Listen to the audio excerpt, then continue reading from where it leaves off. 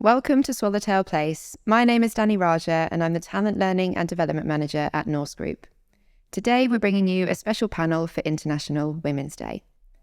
International Women's Day is a global day that celebrates the social, economic, cultural and political achievements of women everywhere. It's also a call to action for accelerating women's equality.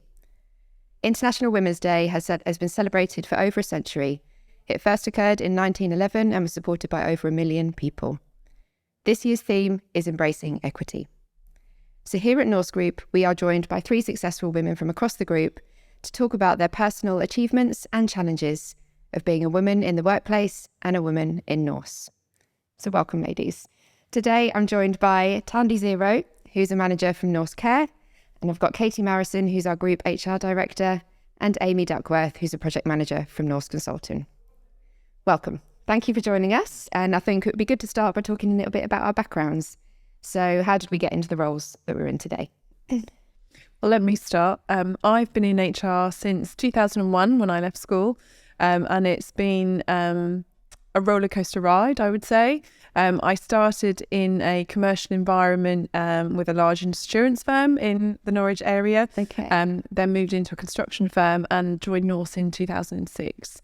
My reason for joining Norse at the time was it was a local authority. I'd never worked for a local authority and I wanted to work with an organisation that gives back to people. And at the time, Norse was fairly small. And during my time with Norse, it's just grown to such large scales that it's given me so much opportunity to develop and grow in my career. And what's really positive about joining Norse is not just the exposure in my job, but also giving me the professional qualifications and been supported in that journey. And that's just been fantastic for me. Lovely. So you've been in Norse for quite a while then. Quite some time. Yeah. Yes. Yeah. I mean, I only joined in April last year. But yeah, I felt really well supported so far as well. What about you, Amy? How did you get into the role you're in? Yeah, so I've been at Norse Consulting for 7 years now.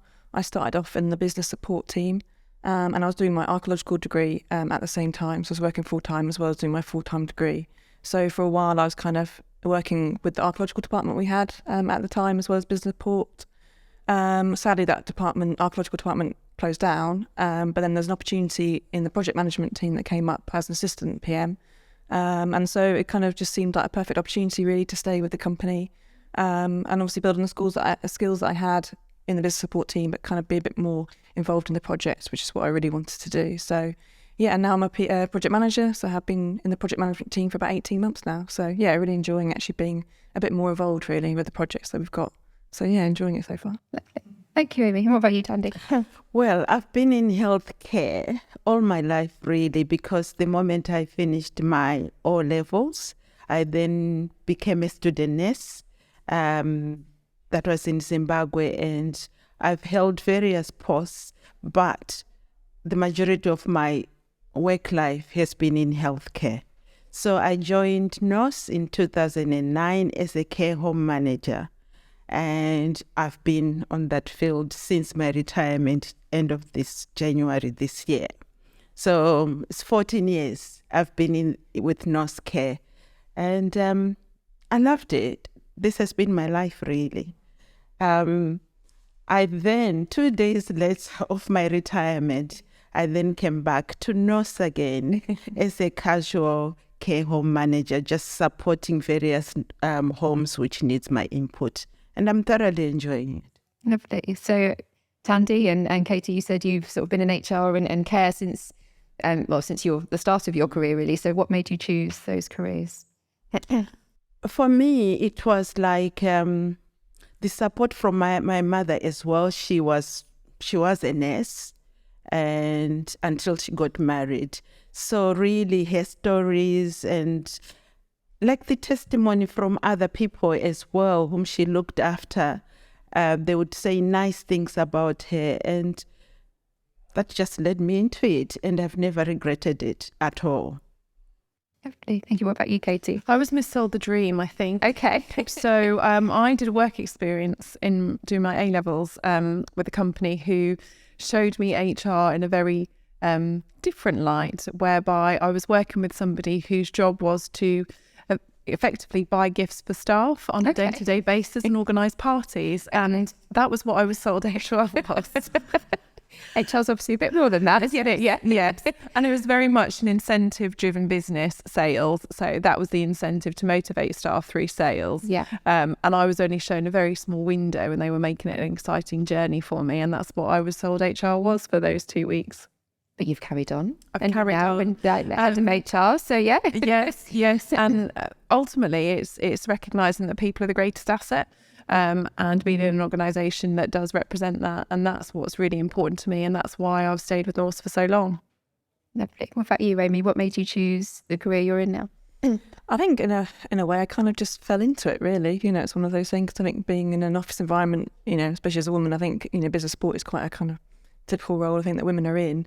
But yeah, when that opportunity came in the project management team, it was just, the best opportunity really. I like being in construction. It's not many women really in construction, but it's there are more women now. It's getting more women in the industry, which is really great to see. But I had a really supportive team in my whole career being part of Norse Consulting, and so it just felt natural to kind of continue really. And when those opportunities came, it was the best opportunity for me really. So I have to say my career was very much by accident as well. So I was working in retail. I started off part-time, didn't really know what I wanted to do. I ended up becoming a manager, and then I was petrified of presenting and talking in front of people, and an opportunity came up to do some training. I delivered training to my local area, and I thought, well, I hate presenting to people, so it might be a nice way to get over that fear. Did it, and then absolutely fell in love with it. And then that's how I ended up with a career in learning and development. So I think it's, find your strengths and things like that over the time. So lovely. So we've talked a little bit about how Norse is supported. So you've both obviously been with Norse for quite a long time. How have they supported you with your career? You mentioned qualifications, Katie. Yeah, so I was supported to do a professional qualification at LLM in employment law. And that was a fantastic opportunity. That was 3 years of my life that I undertook that professional qualification at the UEA, and that was phenomenal. There's also the opportunity to develop with other professional qualifications that I need to do in my role, and it's never been a blocker for Norse, and which is fantastic, and it's something that I'm really passionate about to ensure that others have the same opportunity.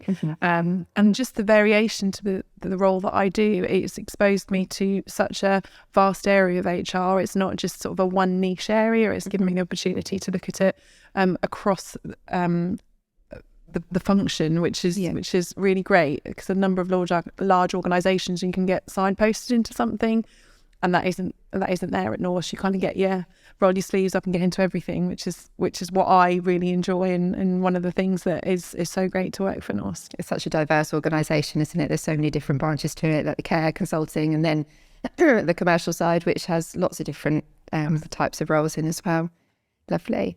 And obviously, supporting you in your career isn't necessarily just about professional qualifications, is it? It's also about, like you say, that exposure and opportunity to see different things, and to have exposure to different parts of the business and exposure to different experiences to help develop your skill set and go forward. So what about you, Tandy? How have Norse supported you? So you say you're with us for 14 years? I've been with Norse Care for 14 years. Yeah. And initially when I joined Norse Care, it was under the Norfolk County Council. So I came from a private sector to working to a local authority. They were really supportive because the procedures and policies are totally different from a private sector perspective.